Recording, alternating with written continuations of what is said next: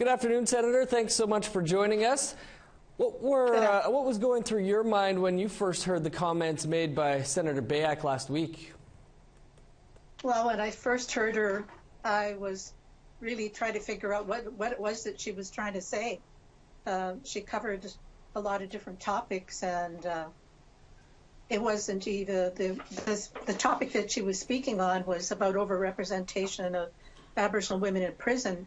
But she only said maybe one sentence or two at the most, and then she launched into other topics that were not part of incarceration of Aboriginal women. It's been a lot of reaction over the past week. What are you hearing? I've received a number of phone calls directly to my office, as well as emails asking me, because I'm the committee chair, asking me to ask her to resign.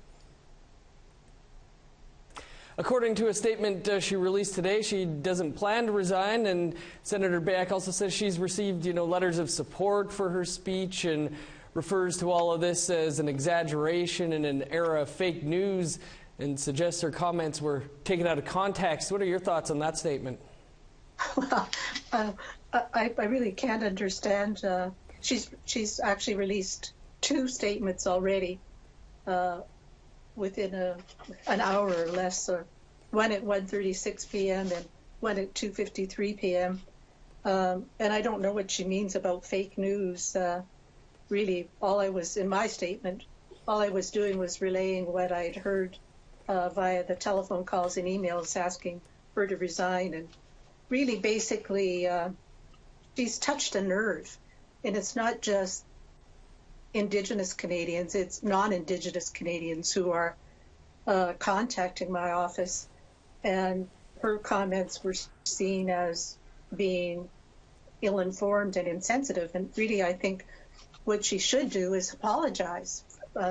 It's been just over a week now. It wouldn't hurt her to apologize and to say that it wasn't meant to hurt people. Maybe she had good intentions, but that's the whole thing. Oftentimes people speak with what they think are good intentions, and then they end up saying things that provoke a lot of reaction. Senator, it looks as though Senator Beyak is, rather than apologize, kind of doubling down on this. How would you like to see it all resolved?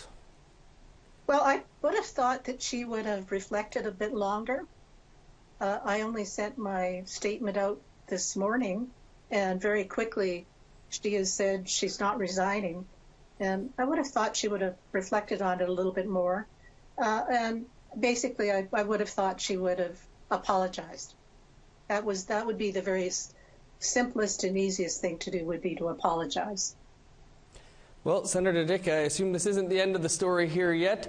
Appreciate you taking the time to join us this afternoon. You're welcome. Thank you. Thanks.